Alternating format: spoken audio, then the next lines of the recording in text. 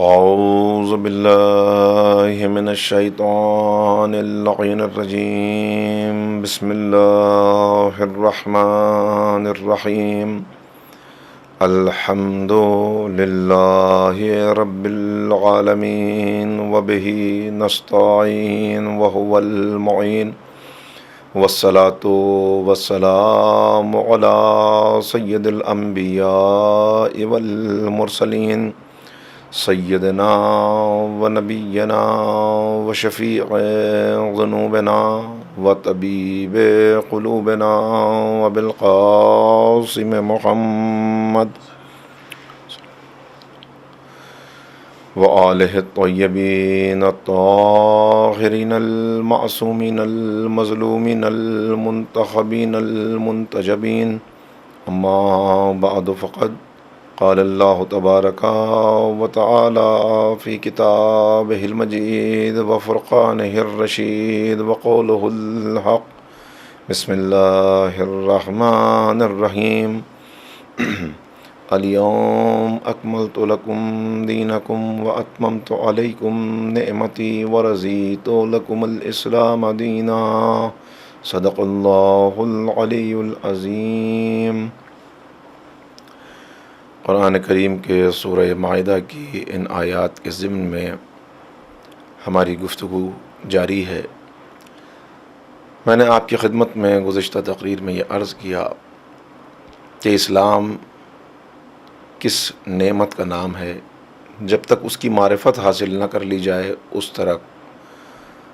وقت تک اس کے شکریہ کا حق نہیں ادا ہو سکتا.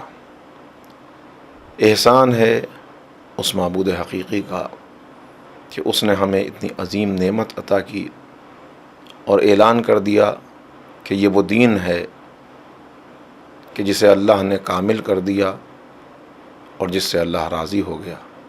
نعمتیں تمام ہو گئیں. نعمت کے لیے بتایا گیا کہ جتنا تم نعمت کا شکر ادا کرتے چلے جاؤ گے اتنا ہی نعمت بڑھتی چلی جائے گی. وَإِن شَكَرْتُمْ لَأَزِيدَنَّكُمْ. تم شکریہ ادا کرو ہم نعمت میں اضافہ کرتے چلے جائیں گے. تو ہمیں نعمت اسلام ملی ہے، اس کی جتنی معرفت حاصل ہوتی چلی جائے اتنا شکریہ ادا ہوتا چلا جائے گا، اور جتنا شکریہ ادا ہوگا اتنا ہی معرفت میں اضافہ ہوتا چلا جائے گا. مگر میں نے عرض کیا تھا کہ پہلے یہ یقینی بنا لیا جائے کہ ہمیں اسلام مل گیا ہے، ہم اسلام کے ہو گئے ہیں.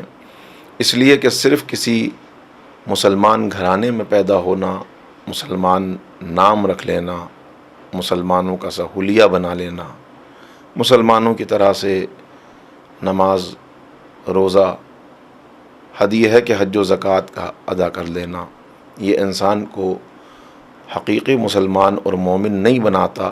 قانونی طور پر مسلمان بن جائے گا لیکن حقیقتاً جسے قرآن مومن کہتا ہے، جسے قرآن واقعی مسلمان کہتا ہے، وہ نہیں بن سکتا اس وقت تک جب تک یہ جہالت کی تاریکیوں سے نکل کے علم کی روشنی میں نہ آ جائے. میں نے عرض کیا تھا کہ اسلام کسی نسلی تشخص کا نام نہیں ہے، لہٰذا علم کے بغیر جہالت کے ساتھ ایک انسان نسلی تشخص تو رکھ سکتا ہے کہ وہ انگریز ہو، جہالت کے ساتھ وہ مرزا ہو، جہالت کے ساتھ وہ پٹھان ہو، پنجابی ہو، لیکن جہالت کے ساتھ کوئی مسلمان ہو جائے یہ نہیں ہو سکتا. مسلمان ہونے کے لیے علم کا آ جانا ضروری ہے، اور علم کا آنا یعنی روشنی کا مل جانا یہ پہلا قدم ہے. جب تک دوسرا قدم نہ اٹھائے منزل کے قریب نہیں ہو سکتا. روشنی آ گئی تو اب اس روشنی میں سفر کو طے کرنا ہے. یعنی جو چیز مسلمان کو غیر مسلم سے ممتاز کرتی ہے وہ ہے علم اور عمل. علم کس چیز کا علم؟ علم اس بات کا کہ میرے خالق نے مجھے اس دنیا میں کیوں بھیجا، وہ مجھ سے کیا چاہتا ہے، اس کا بتایا ہوا راستہ کون سا ہے جس پہ زندگی بسر کرنے سے وہ خوش ہوتا ہے، وہ کون سی باتیں ہیں جن سے وہ ناراض ہوتا ہے. اور پھر اس کے بعد عمل کہ جن باتوں سے وہ خوش ہوتا ہے اگر میں ان سے خوش نہیں بھی ہوں تو ان کو انجام دوں، اس لیے کہ اسے راضی کرنا ہے۔ جن باتوں سے وہ ناراض ہوتا ہے اگر مجھے ان سے لمحاتی طور پہ خوشی بھی محسوس ہوتی ہو تو ان سے رک جاؤں، اس لیے کہ اس کو راضی کرنا ہے۔ جن باتوں میں میرا فائدہ ہے اگر اس نے ان باتوں سے روک دیا تو اپنے فائدے کو چھوڑ دوں، اس لیے کہ اس کے حکم کو بجا لانا ہے۔ جن باتوں میں بظاہر مجھے نقصان نظر آ رہا ہے، مال کا نقصان، جان کا نقصان، وطن کا نقصان، ان سب کو بھی انجام دے لوں، اس لیے کہ وہ کہتا ہے الذین ہاجروا وجاہدوا، الذین آمنوا وہاجروا وجاہدوا فی سبیل اللہ اعظم درجۃ عند اللہ۔ کون سے لوگ ہیں جن کے درجات بلند ہیں؟ جو اس کی راہ میں ایمان لاتے ہیں، ہجرت کرتے ہیں، جہاد کرتے ہیں، اپنے جان و مال کی قربانی دے دیتے ہیں۔ تو جتنا اس احسان کو پہچانتا چلا جائے گا کہ مالک نے کتنی نعمتیں عطا کیں، اتنا ہی اس کے اندر شکر گزاری کا جذبہ بڑھتا چلا جائے گا، اور علم کے ساتھ عمل کر کے یہ اس کے قریب ہوتا چلا جائے گا۔ معرفت حاصل کرنا نعمت کی، یہ شکر گزاری کے جذبے کو بڑھائے گا، اضافہ کرے گا اس میں۔ احسان تو اتنے ہیں کہ ان احسانوں کو اتارنا بندے کے بس کی بات نہیں ہے، اس لیے کہ بندے کو تو جو کچھ ملا ہے وہ اسی کا عطا کیا ہوا ہے۔ بس یہ ہے کہ جو مقصد اس نے طے کیا اس مقصد کے مطابق زندگی گزارے۔ مقصد بتا دیا گیا کہ مقصد ہے عبادت، تو اب پہلے عبادت کی معرفت حاصل کرے، عبادت کا علم حاصل کرے تاکہ راہ عبادت میں عمل کے مرحلے طے ہو سکیں۔ عبادت کسے کہتے ہیں؟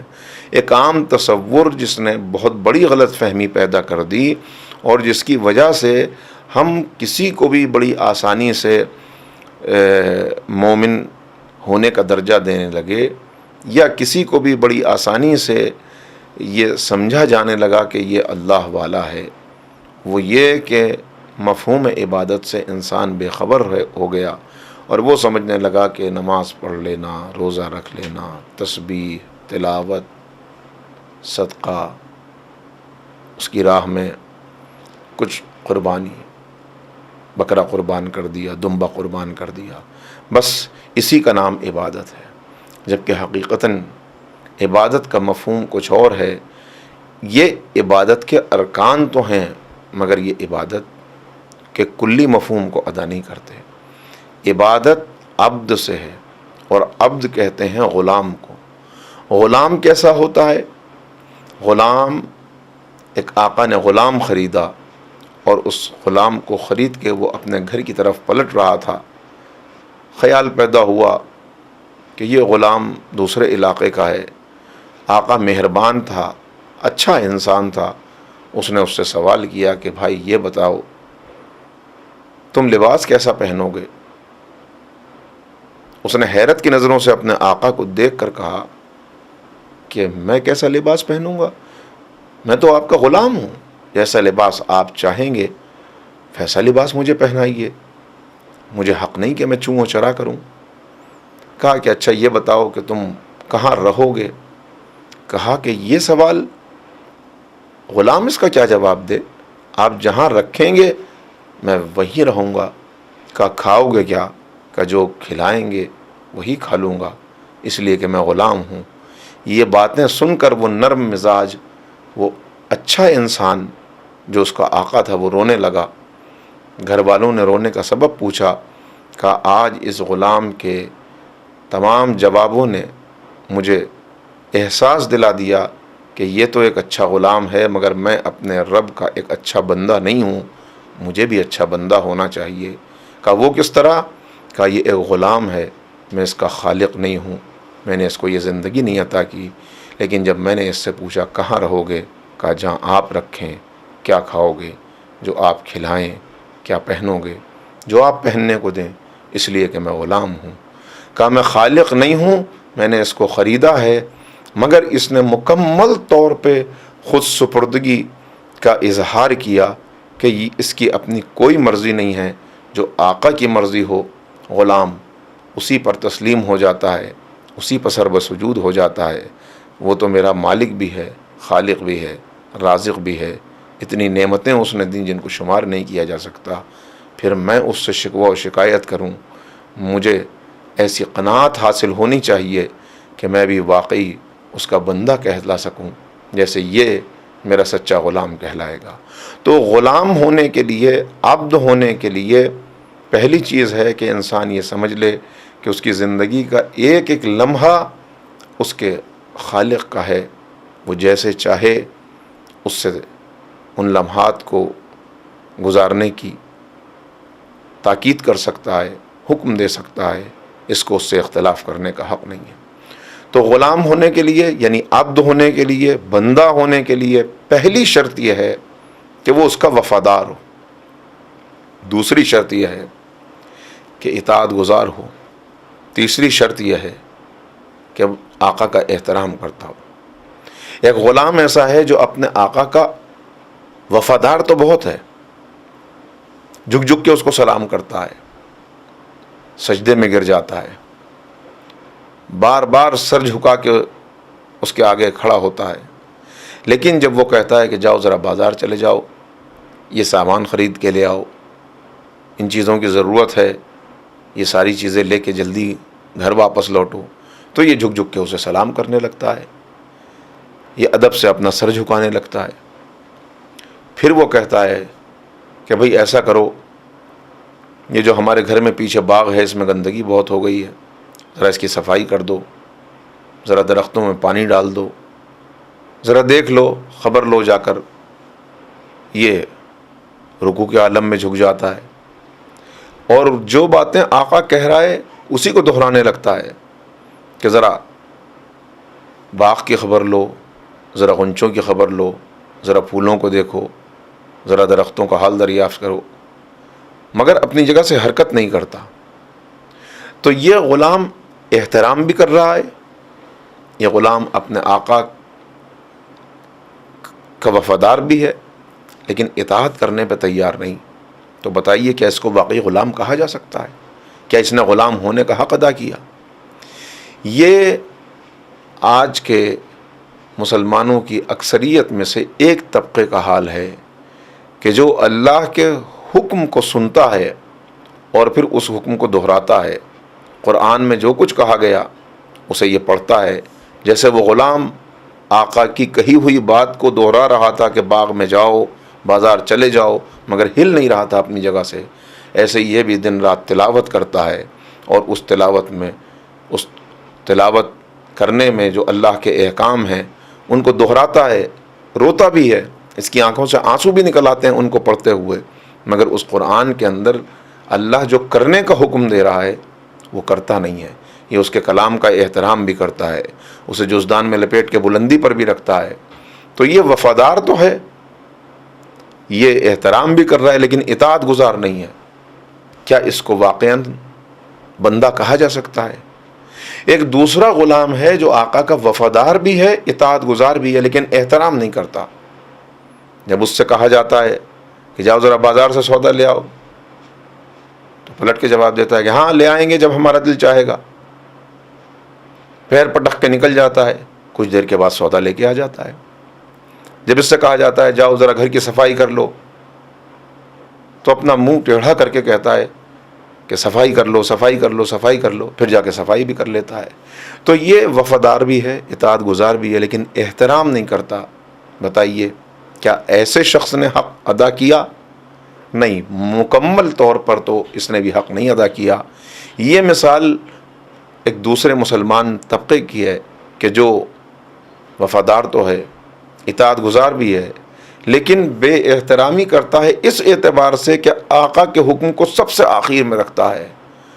وہ کہتا ہے الصلاۃ علی وقتہا، اور یہ جب اس کی آواز سنتا ہے، مؤذن اس کا پکار رہا ہے، کہتا ہے ہاں ابھی چلے جائیں گے، ابھی پہلے یہ کام کر لیں، پہلے وہ کام کر لیں، پہلے وہ کام کر لیں۔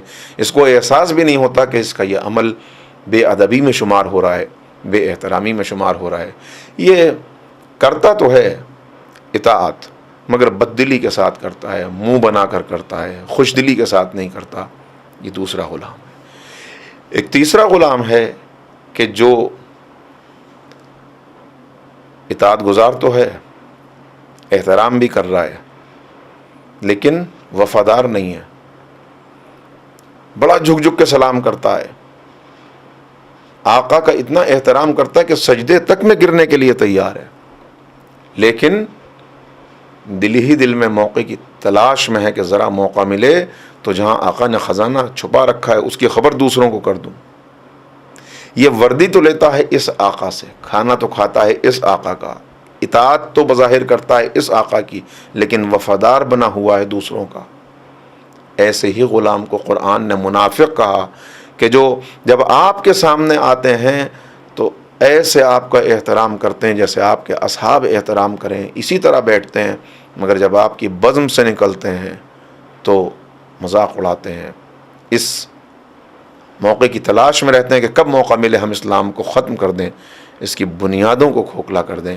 تو یہ کچھ تصویریں ہیں جو میں نے آپ کے سامنے پیش کی کہ بندگی کہتے کسے ہیں؟ بندگی یعنی ہر لمحے اپنے آپ کو اپنے مالک کا وفادار، اطاعت گزار اور اپنے مالک کے لیے احترام کے جذبے کے ساتھ قدم بڑھانا۔ پھر کس وقت وہ آواز دے، میری اپنی کوئی چوائس نہیں ہے، اپنی کوئی مرضی نہیں ہے۔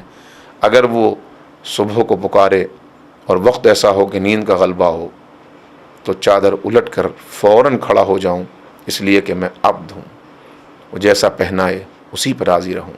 یہ ہے ایک غلام ہونے کا تصور جو ہمیں قریب کرتا ہے ایک بندہ ہونے کے تصور سے، کہ ایک بندہ کیسا ہوتا ہے جس کی اپنی کوئی مرضی نہیں ہوتی، بلکہ وہ کہتا ہے انا صلاتی و نسکی و محیای و مماتی للہ رب العالمین، میری زندگی، میری موت، میری عبادات، میرا سب کچھ میرے اللہ کے لیے ہے۔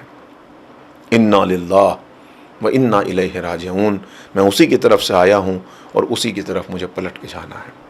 اور پھر اب یہی بندگی آگے بڑھتی ہے، چونکہ 100% زندگی کو اس کے نام کر دینے کا نام بندگی ہے، کہ جس میں جو کچھ بھی وہ کہے بس اس حکم کو بجا لانا ہے۔ تو اب اس کے احسان کا شکریہ ادا کرنے کا آغاز کہاں سے کرے؟ کیا اس کے احسان کا بدلہ دے سکتا ہے؟ جواب آیا نہیں، هل جزاء الاحسان الا الاحسان، احسان کا بدلہ تو بس احسان ہے۔ اور احسان کیا ہے؟ جس میں کوئی نیکی میں ابتدا کرے، نیکی میں پہل کرے، تو نیکی میں پہل کرنے والے نے احسان کیا، اور پھر جتنی نیکی پہل کرنے والے نے کی اس کے جواب میں آپ نیکی کریں، اس کے برابر احسان کا بدلہ ہو گیا؟ نہیں۔ اس سے 10 گنا مقدار میں نیکی کریں، احسان کا بدلہ ہو گیا؟ نہیں۔ اس سے 100 گنا مقدار میں نیکی کر دیں، کیا احسان کا بدلہ ہو گیا؟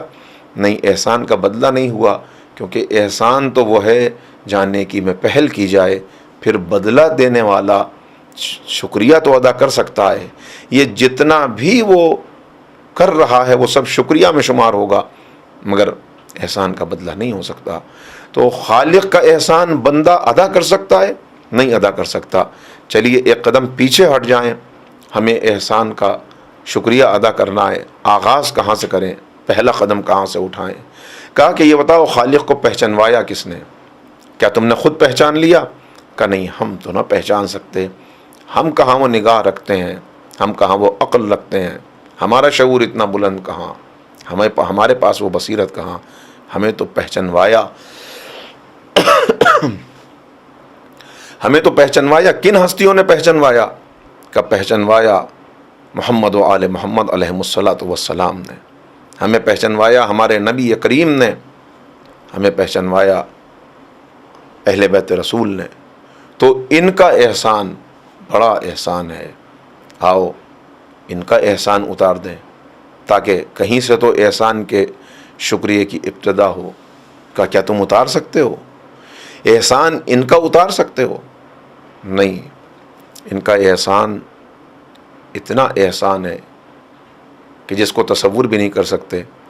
احسان کی ادائیگی کا مرحلہ تو تب شروع ہوتا ہے جب احسان کرنے والے کی طرف سے نیکیوں کا سلسلہ رک جائے، عطاؤں کا سلسلہ بند ہو جائے۔ جو کچھ ہم کھا رہے ہیں یہ آل محمد کا صدقہ ہے، کائنات کا ذرہ ذرہ انہی کا مرہون منت ہے، اس لیے کہ خالق کائنات نے خود ارشاد فرما دیا لولا کا لما خلقت الافلاق، اگر آپ کو خلق نہ کرنا ہوتا اے ہمارے حبیب، اے ہمارے نبی، اے یاسین، اے طٰہٰ، اے مزمل، اے مدثر، اے سید المرسلین، اگر آپ کو خلق نہ کرنا ہوتا تو اس کائنات کو خلق نہ کیا ہوتا۔ تو کائنات کا ذرہ ذرہ انہی کا مرہون منت ہے۔ ہمیں جو کچھ مل رہا ہے، یہ سورج نکل رہا ہے، چاند اپنے وقت پہ آ رہا ہے، یہ دریا، یہ پہاڑ، یہ زمین سے اگنے والی فصلیں، یا آسمان سے نازل ہونے والی بارش، یہ جتنی رحمتیں ہیں یہ سب انہی کی بدولت ہیں۔ آج بھی وہ دے رہے ہیں، ہم ہاتھوں کو پھیلا کے کھڑے ہو جاتے ہیں، ان کے توسل سے مانگتے ہیں، پالنے والے ہم اس لائق نہیں ہیں مگر ان کے توسل سے عطا کر، تو ہمیں مل رہا ہے۔ اولاد دے دے، بیماری سے صحت دے دے، پالنے والے ہمیں تنگ دستی میں مبتلا ہیں، روزی میں برکت دے دے، جو کچھ مانگتے ہیں ملتا ہے۔ تو احسان ہم لینے والے ہیں، مسلسل لینے والے، وہ دینے والے ہیں، مسلسل دینے والے۔ جب ان کی طرف سے عطاؤں کا سلسلہ رکا نہیں ہے تو پھر میں حق کیسے ادا کر سکتا ہوں؟ ہاں، شکریہ جتنا یہ احساس ہوتا چلا جائے کہ دینے والا کتنا عظیم ہے اور کیا کیا دے رہا ہے، وہی جو بات میں نے عرض کی کہ نعمت کی معرفت ہوتی چلی جائے، اتنا شکریہ خالص ہوتا چلا جاتا ہے، اتنا شکریہ ادا کرنے والی زبان میں پاکیزگی ادا ہوتی چلی جاتی ہے، پھر وہ شکریہ قابل قبول ہوتا ہے۔ تو ان کا بھی اچھا، اللہ کو پہچانوایا اہل بیت نے، اللہ کو پہچانوایا رسول اور آل رسول نے۔ رسول اور آل رسول کو کس نے پہچانوایا؟ انہیں پہچانوایا تمہارے والدین نے۔ والدین، ماں نے گھٹی میں محبت ڈال دی ان ہستیوں کی تو میں بھی ان کی طرف متوجہ ہوا۔ والد نے بار بار بتایا کہ یہ ہستیاں کتنی عظیم ہیں، تو میرے دل میں بھی ان کی عظمت پیدا ہوئی۔ تو آئیے اور ایک قدم پیچھے ہٹ جائیں۔ اللہ کو پہچانوایا اہل بیت نے، اہل بیت کو پہچانوایا والدین نے۔ چلیے والدین سے شکریہ کا آغاز کرتے ہیں، پہلے ان کا حق ادا کر لیں، ان کا حق ادا کرنے کی کوشش کر لیں۔ حق تو ادا نہیں ہو سکتا لیکن یہ پہلا قدم قرار پائے گا۔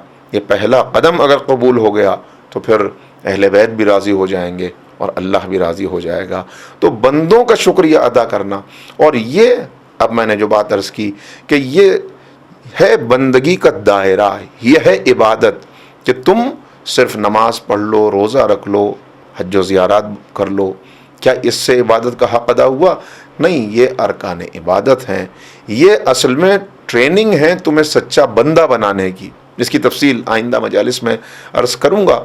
لیکن اس وقت اس بات کو واضح کر دینا چاہتا ہوں کہ وہ جس نے یہ زندگی عطا کی، جس نے یہ اتنے احسانات کیے، جس نے ہمارے لیے کارخانہ قدرت سجایا، اور جس نے خود کہا سخر لکم الشمس والقمر، سخر لکم اللیل والنہار، ہم نے تمہارے لیے سب کچھ مسخر کر دیا، وہ یہ کہتا ہے کہ میری عبادت کا دائرہ اتنا تنگ نہیں جتنا تم سمجھتے ہو۔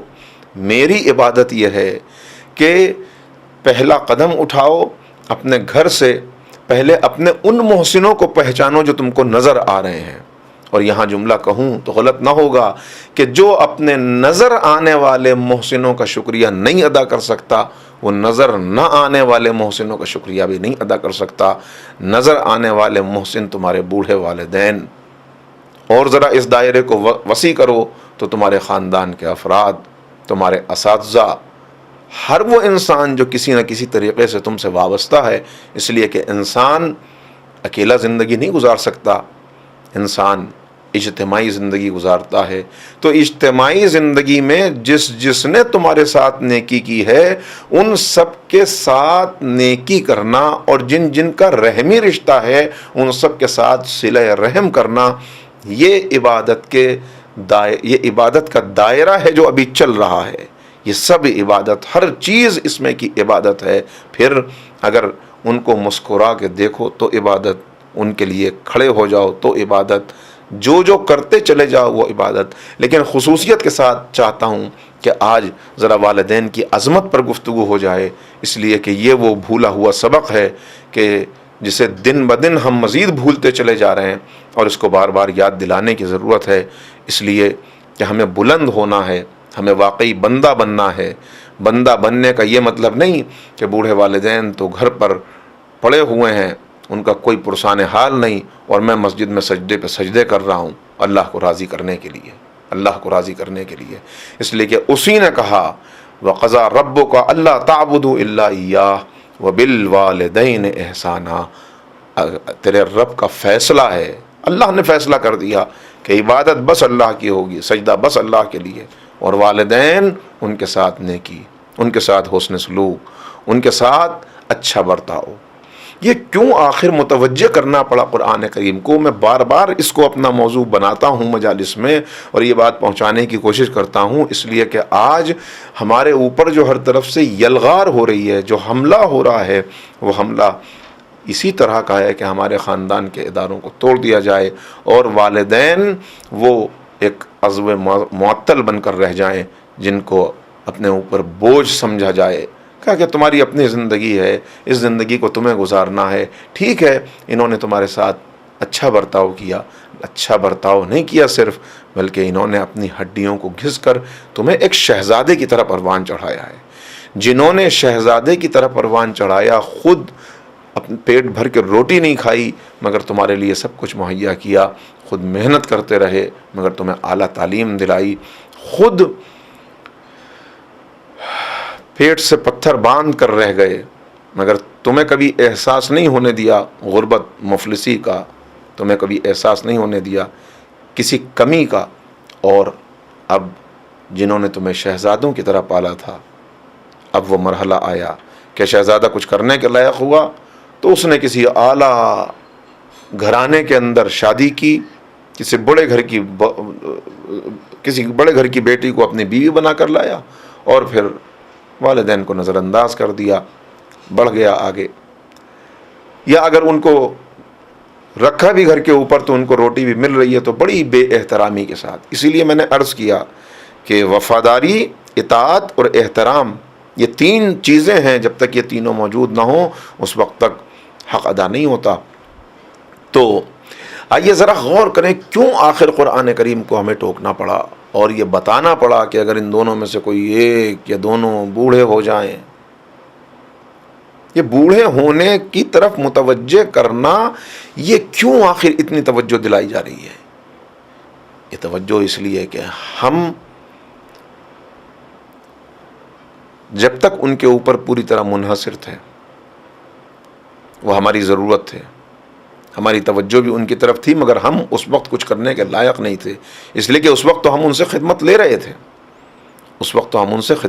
تھے، مگر اب میں بڑا ہوا، وہ بوڑھے ہو گئے، میں اور بڑا ہوا، وہ اور زیادہ ضعیف ہو گئے، میرے سامنے اپنا کیریئر ہے، تجارت میں آگے بڑھنا ہے، زراعت میں آگے بڑھنا ہے، تعلیم میں آگے بڑھنا ہے، بڑا منصب حاصل کرنا ہے، دوسرے ملک کو جانا ہے۔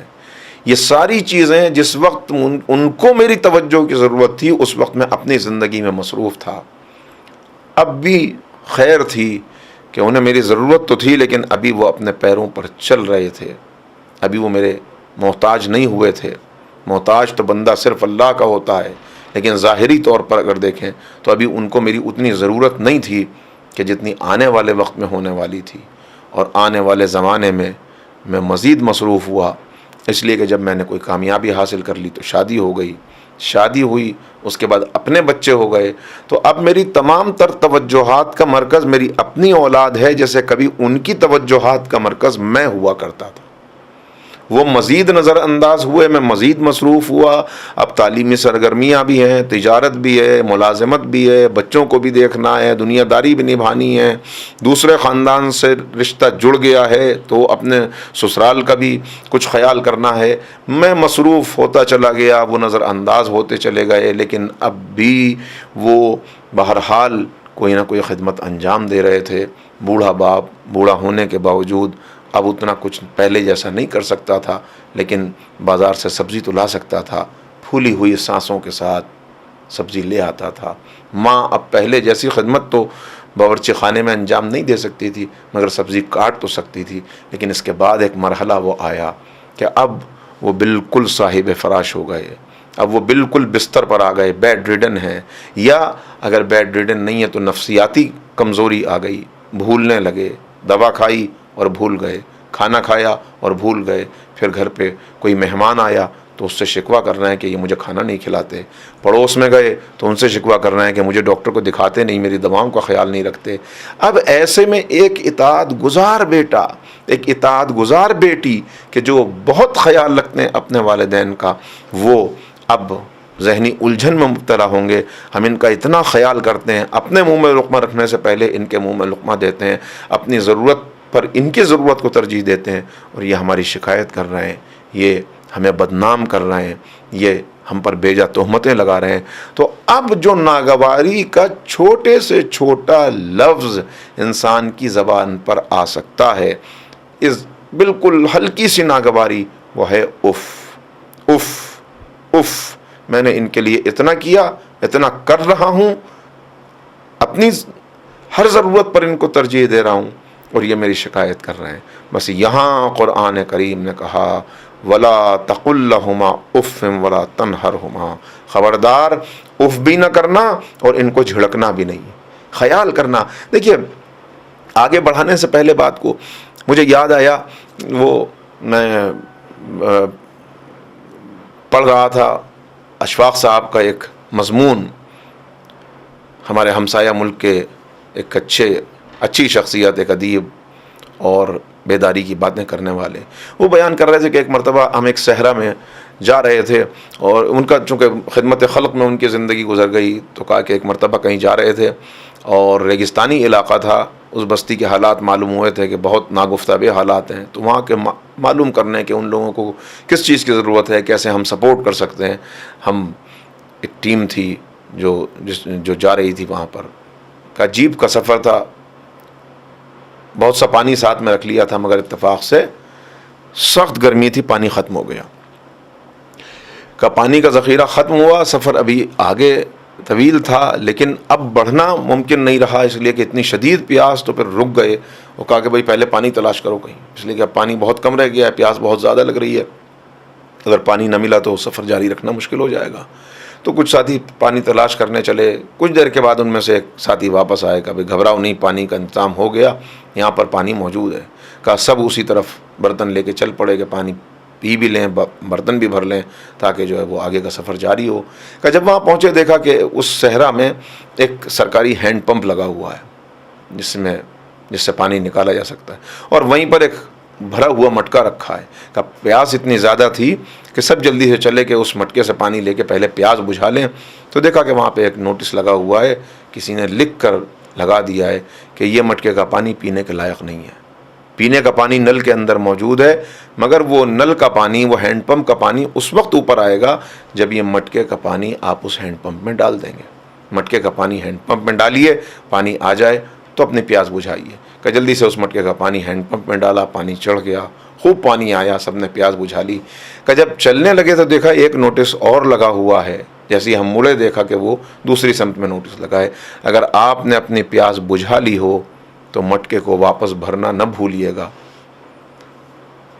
بس ہمیں بھی اپنی زندگی میں بھرا ہوا مٹکا ملا، ہر ایک کو بھرا ہوا پانی کا مٹکا ملا، پیاس بجھا لی، مگر جب واپس بھرنے کا موقع آیا تو میں اسے واپس بھرنے کے لیے تیار نہیں ہوں. جب تک میں اسے واپس نہ بھروں اس وقت تک کیا میں واقعی انسان کہلانے کا حقدار ہوں کہ کسی کے بھرے ہوئے مٹکے سے میں نے پیاس بجھا لی، اب میں کسی اور کے لیے اس کو بھرنا نہیں چاہتا. یہی معاملہ ہے کہ جب میں ایک ضعیف، ناتواں، کمزور تھا، سہارے کے بغیر آگے نہیں بڑھ سکتا تھا، کسی نے انگلی پکڑ کے چلنا سکھایا، کسی نے گود میں لے کر میری کفالت کی، کسی نے ہر لمحے مجھے بولنا سکھایا، چلنا سکھایا، زندگی میں کس طرح کون سے خطرات ہیں ان سے آگاہ کیا، اور اب جب میں اس لائق ہو گیا کہ ان کو میری ضرورت ہو تو میں توجہ دینے کے لیے تیار نہیں ہوں۔ تو کہا کہ اب یہاں قرآن کریم آگے کہتا ہے خبردار اف نہ کرنا، اف نہ کرنا۔ کہا کہ یہ میری شکایت کر رہے ہیں، میں ان کا خیال کرتا ہوں پھر بھی یہ میرے لیے ایسی باتیں ہیں۔ کہا پھر بھی تم کو حق نہیں ہے، اس لیے کہ ان کا احسان اتنا عظیم ہے، انہوں نے اتنا تم کو عطا کیا ہے کہ تم کو یہ حق نہیں پہنچتا کہ تم پلٹ کے اف بھی کہو۔ اچھا میں نے روک لیا اپنے آپ کو، میں اف نہیں کہوں گا، زبان سے سی لیا زبان کو، ایک لفظ نہیں نکلے گا۔ لیکن ایک انسان کی باڈی لینگویج ہوتی ہے، زبان سے تو کچھ نہیں کہا لیکن جب چلا تو پیر پٹک کے چلا۔ وہی بات جو میں نے عرض کی کہ وفاداری اور اطاعت تو ہے لیکن احترام کی بھی ضرورت ہے، شدید ضرورت ہے۔ پیر پٹک کے چلا، کہا نہیں خبردار۔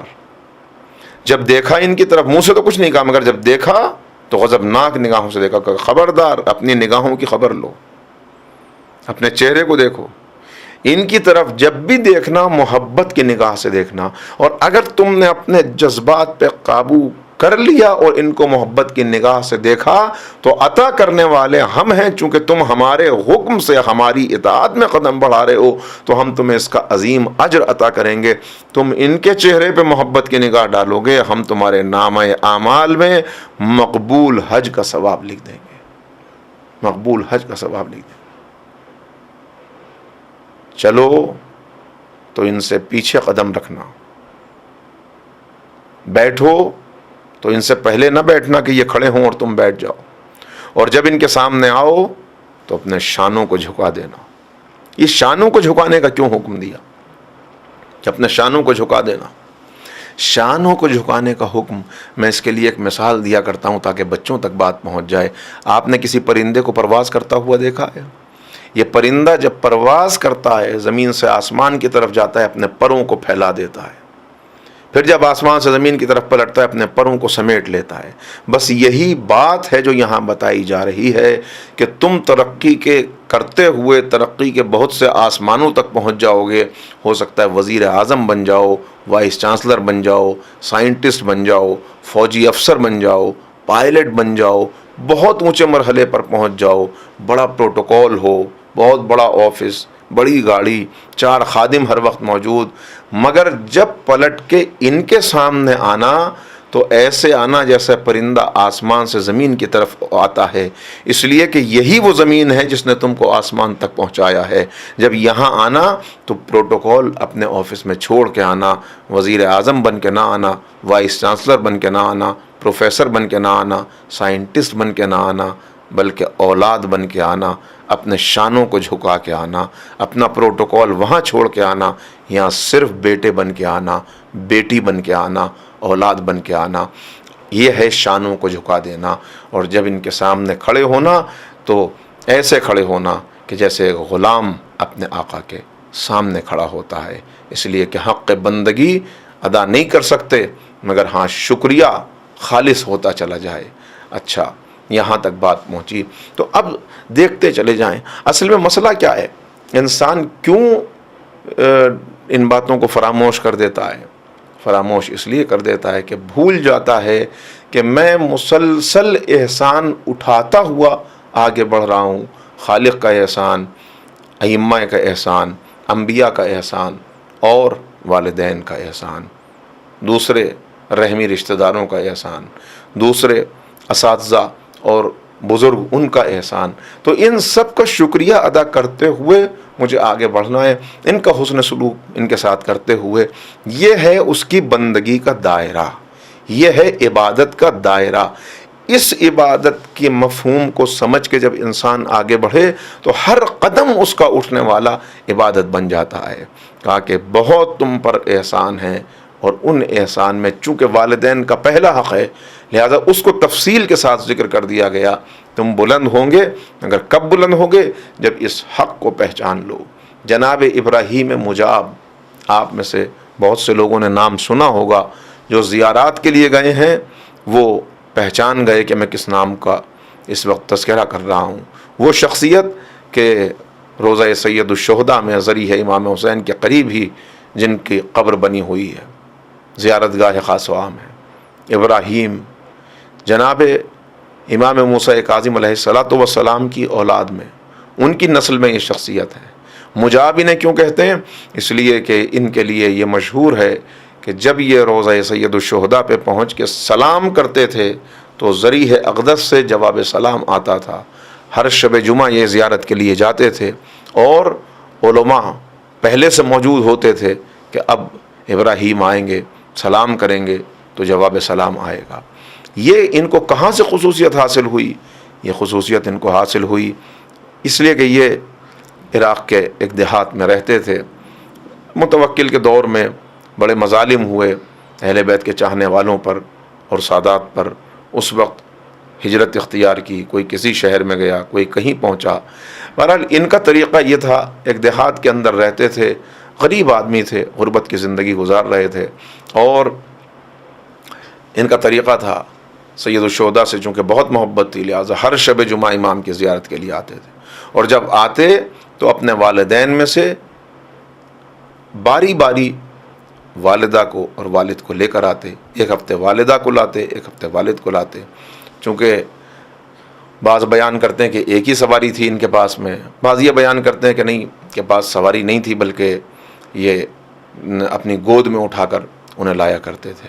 بہرحال ایک مرتبہ کا تذکرہ کہ ایک شب جمعہ جب یہ چلنے لگے تو والد کی باری تھی، والد تیار ہو چکے تھے جانے کے لیے۔ اس وقت ان کی والدہ نے انہیں طلب کیا، بلایا اور کہا کہ اے میرے بیٹے، مجھے لگتا ہے میں اگلی شب جمعہ تک زندہ نہیں رہوں گی، شاید یہ میری آخری شب جمعہ ہے، لہٰذا میرا دل چاہتا ہے کہ میں سید الشہداء کی زیارت کے لیے جاؤں، اگرچہ یہ میری باری نہیں ہے لیکن اگر تم مجھے لے چلو تو بہت اچھا ہوگا، شاید میں اگلے شب جمعہ کو نہ دیکھ پاؤں۔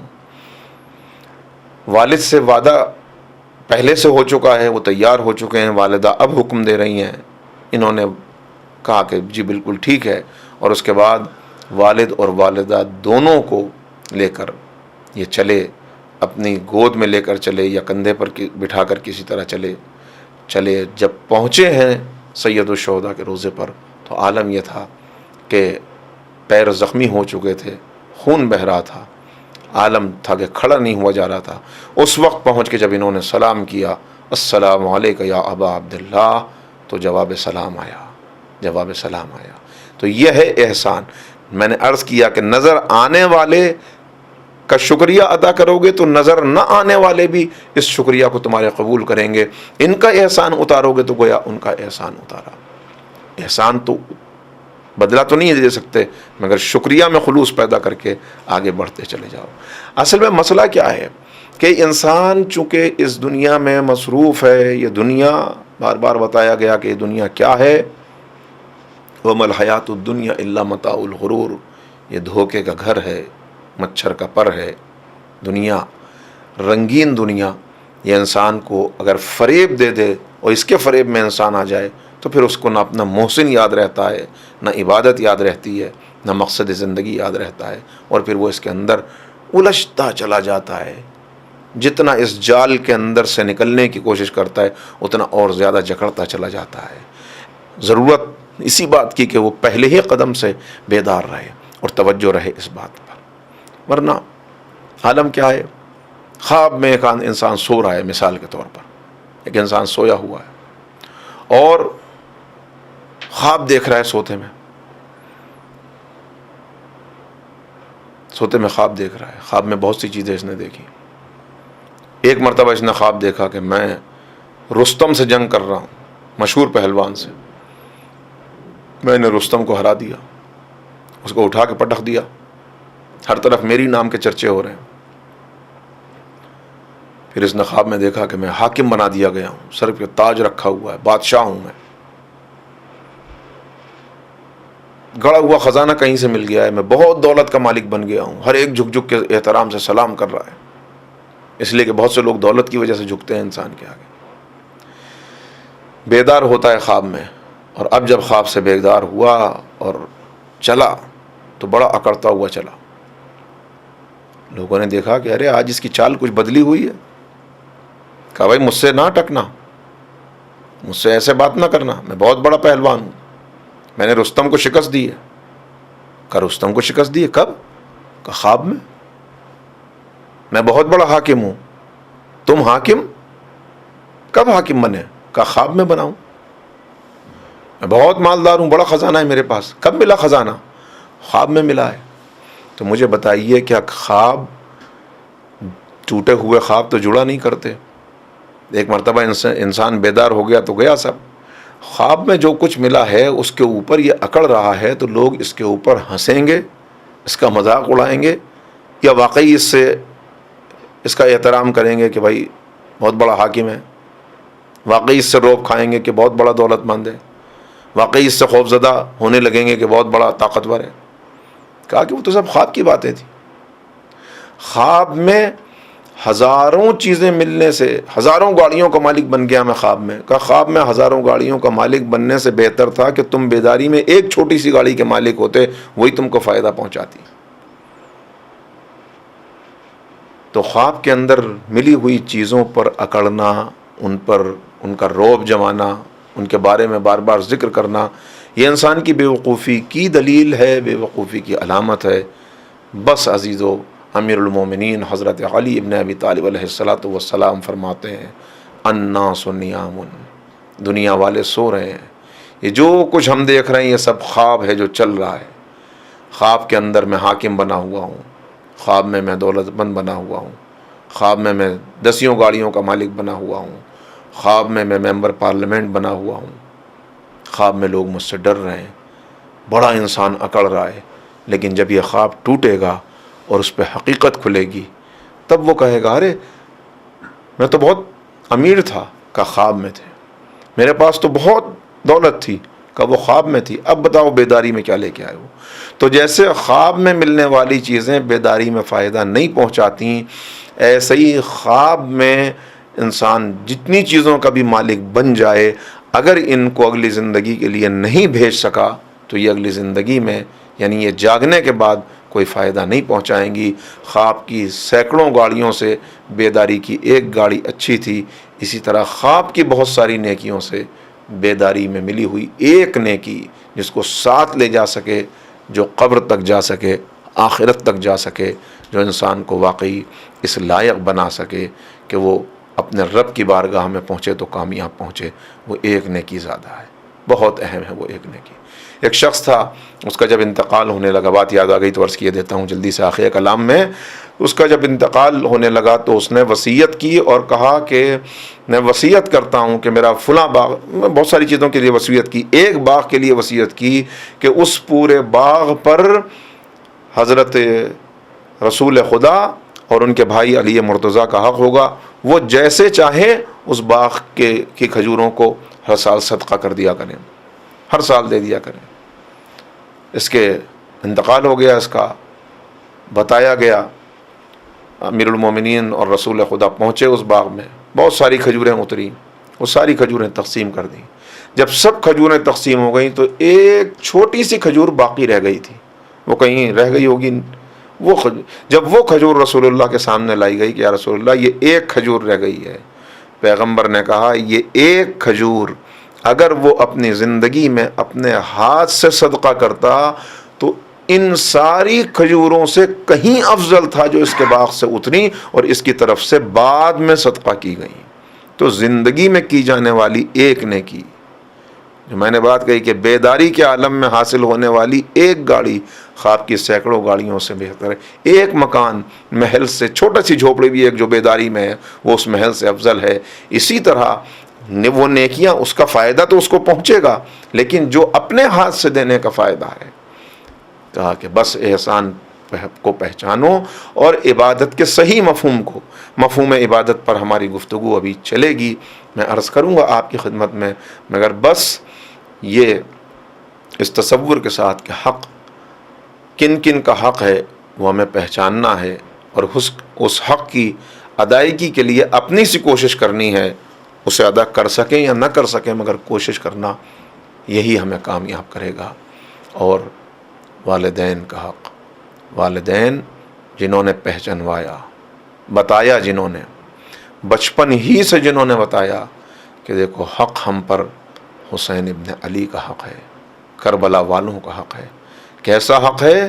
میں کہتا ہوں کبھی زبان پر یہ جملے بھی نہ لائیے گا ان ہستیوں کے لیے، کربلا والے شہداء کے لیے، کہ ہم سے ان کا حق نہ ادا ہو سکا، اس لیے کہ یہ جملہ یہ خود اس بات کی غمازی کر رہا ہے کہ میں کہنے کی کوشش کر رہا ہوں کہ میں نے حق ادا کرنے کی کوشش کی مگر حق نہ ادا کر سکا، مجھے یہ کہنے کا حق بھی نہیں ہے، یہ کہنے کا حق بھی نہیں۔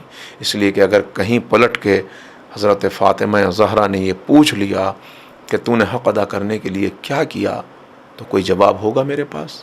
میں کیا کہہ سکتا ہوں؟ زیادہ سے زیادہ یہ کہہ سکتا ہوں کہ ہاں میں نے کربلا والوں کا حق ادا کرنے کی کوشش کی۔ کیا کوشش کی؟ میں نے ان کے نام پر نظر دلائی، میں نے ان کے نام پر پانی کی سبیل لگائی، لیکن پلٹ کے اگر انہوں نے پوچھ لیا کہ پانی کی سبیل تو نے لگائی، پانی تیرے بچوں نے پی لیا، علی اصغر تو پھر بھی پیاسا رہا، سکینہ تو پھر بھی پیاسی رہی، نظر تو نے دی، کھا خود لیا، وہاں چھوٹے چھوٹے بچے بھوکے رہے، تو کوئی جواب ہوگا ہمارے پاس؟ یہ تو ان کی طرف سے احسان میں اضافہ ہے کہ ان کا نام لے کے ہم خود کھائیں تو وہ اس کو بھی قبول کر لیتے ہیں، ان کا نام لے کے ہم خود پی لیں تو وہ اس کو بھی قبول کر لیتے ہیں۔ یہ احسان میں اضافہ ہے، ہم کیا حق ادا کر سکتے ہیں؟ اور کیا کہہ سکتے ہیں؟ کہیں گے ہم نے ان پر آنسو بہائے۔ یہ بھی نہ کہیے گا کہ آنسو بہائے، اس لیے کہ اگر پلٹ کے انہوں نے پوچھ لیا تو یہ سمجھتا ہے ان آنسوؤں پر تیرا اختیار ہے؟ اگر تیرا اختیار ہے ان آنسوؤں پر اور یہ سمجھتا ہے کہ تو انہیں اپنی مرضی سے روک سکتا ہے یا اپنی مرضی سے بہا سکتا ہے، تو ذرا اپنی مرضی سے انہیں بہا کے دکھا، اپنی مرضی سے انہیں روک کے دکھا۔